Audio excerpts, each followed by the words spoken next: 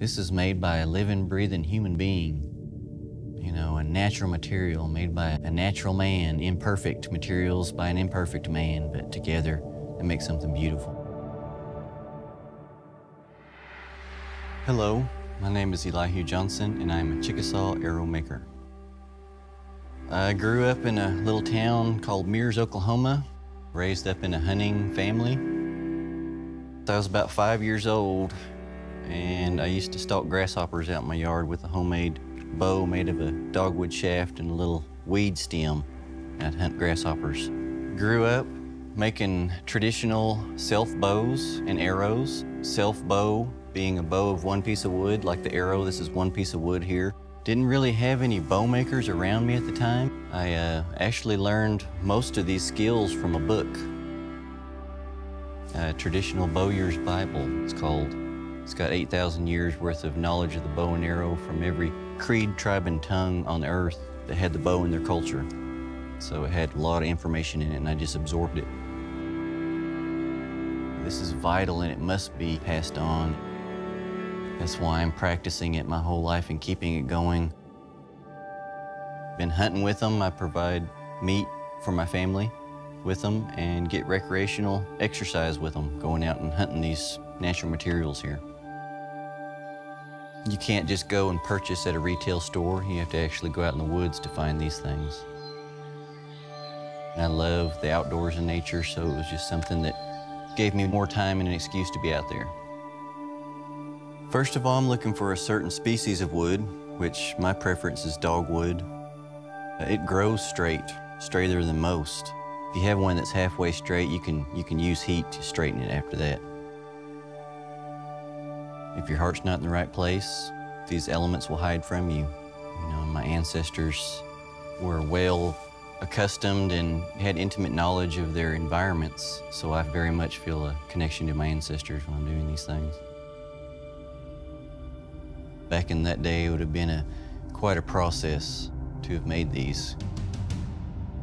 War clubs, battle axes, whatever else was hand to hand, but this was from a distance, both to preserve the warrior and his life.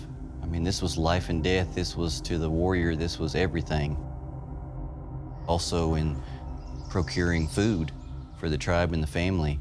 This was key. This made their life easier, the bow and the arrow did. After you've harvested your materials, there's a drying period. Usually takes about 6 months on average. Once I have a seasoned shaft, which is dogwood here, my first step I'm gonna do after evaluating it and looking it down, looking it over, is to straighten it. I want it to be no burn marks on it, so I'll leave that bark on, and I'll take my heat gun here, which if my ancestors had access to this, they'd have jumped on this too. Now, traditionally, they would have used the coals of fire. They would have rubbed some bear grease on the crooked spots and held it over those coals until the bubbles and the grease penetrated that wood fiber. But since I don't have any bears around here handy, I will take this heat gun and I'll sight down it, and I'll find a crooked spot in there, and I'll apply the heat to it. I'll evenly space that heat and give it a good 30 seconds or so to get hot. And I'll put my heat gun down, re-verify where I need to straighten, and then I'll take and straighten it with my hands right here. Now, once that heat's applied, it makes that wood really supple, soft, and you can manipulate it really easily. And I'll hold that there for maybe a 20-second count. And then I'll sight back down it again, and if it's held that straightness, then I'll move on to the next crooked place of it. So I've taken my shaft and I've heated it with the heat gun and I've straightened it. Now my next step is to take, you can do anything here, a knife, this is what I use, any kind of blade, piece of rock, sharpened antler. And basically what I'm gonna do is I'm gonna just scrape this bark off of this shaft. So essentially you scrape all the bark all the way down the shaft until it's clean. Once I've scraped it down and removed all the bark, I'll have a raw shaft, a lot like this one right here, cleaned off, smooth, okay? Once I have it nice and smooth, next step is cutting the knock in there to receive the bowstring. And this can be accomplished with any number of tools, a pocket knife, a file. I've got a high-speed rotary cutter with a carbon fiber disc that I use, takes about 10 seconds. So once you got that, now you got the makings of an arrow, you're getting closer. But if we're hunting for game here, we'll put some fletchings on the arrow. And my preferred fletching is the turkey feather here. You take and split the quill of this feather down the middle of it with a knife blade, and you end up with this right here, this quill. This is what's gonna be your fletching on your arrow here. So you get 3 of these. You can have 5, any more than, I've seen 4 or 5 fletchings, 2 fletchings sometimes, but I prefer 3. So you take 3 of those feathers and work it down, split it, take a stone, which is what the Chickasaws would have done, a piece of sandstone and worked it. I'll take a piece of sandpaper or a sanding drum on a Dremel tool or a rotary tool and sand that down really thin. It's got to be really flexible on there. Again, a lot of people will skip this. They'll be in a hurry, and I'm just like everybody else. I'm wanting to get out and hunt with these too, but I know, again, after sticking one of these quills through my hand, I don't ever want to do that again. So I sand that down as thin as I can do and make it really flexible. And that's when you need to attach it to your shaft, see? I use a modern adhesive, and I will stick these feathers on there, glue them one at a time. And that's a whole process in itself.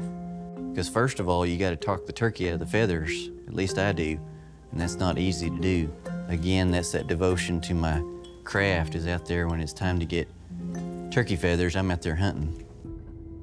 And once you attach them and glue them, you're gonna take tendons, which is what I got here. Now these are processed. I don't have a raw tendon, but you take a tendon out of it, again, off of an elk leg, they have a tendon that runs down the back of their leg right here on the back side of that bone. You take that off, let it dry out, take you a stone or a hammer and you pound on it lightly, and it breaks up that tendon.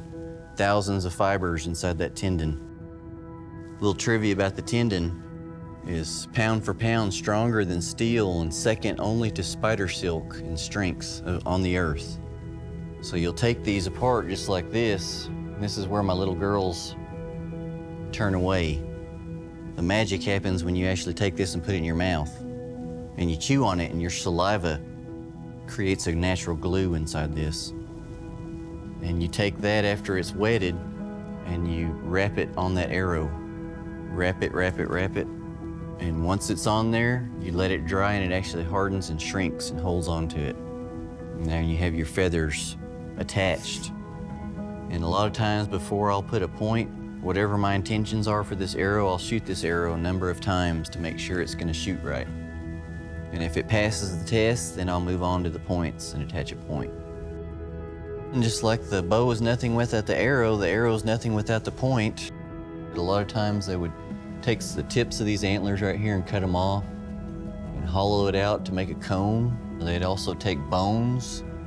This is the front leg of an elk. And they would take that, break these bones and shatter them and take a piece of it, sand it down into a point. They also used wood. This is made of bow dart.